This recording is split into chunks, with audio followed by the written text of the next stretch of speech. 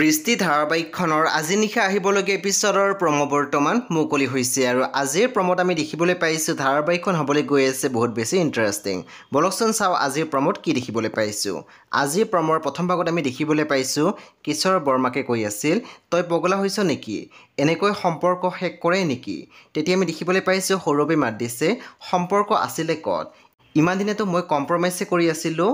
তাৰপিছত আমি প্ৰমোত দেখিবলৈ পাইছোঁ চিমিয়ে বাটে বাটে গৈ আছিলে আৰু বিৰিনাক লগ পাইছিলে আৰু তেতিয়া চিমিয়ে বিৰিনাক দেখি কান্দিব ধৰিছে আৰু সাৱটি ধৰিছিলে। তাৰপিছত আমি প্ৰমোত দেখিবলৈ পাইছোঁ কিশোৰক বৰ্মাকে কৈ আছিল ঘৰলৈ যাওঁ বল। তেতিয়া কিশোৰে মাত দিছে যাবা, পুনৰ বৰ্মাকে কৈছে যাব লাগিব, এনেকৈ সম্পৰ্ক এটা শেষ হৈ যাবলৈ দিব নোৱাৰি। চ' বন্ধু বান্ধৱীসকল আজি নিশা 8 বজাত ৰং টিভিত আহিবলগীয়া বৃষ্টি ধাৰাবাহিকখন খুবেই বেছি ইণ্টাৰেষ্টিং হ'বলৈ গৈ আছে। চ' আপোনালোকে চাবলৈ একেবাৰে নাপাহৰিব।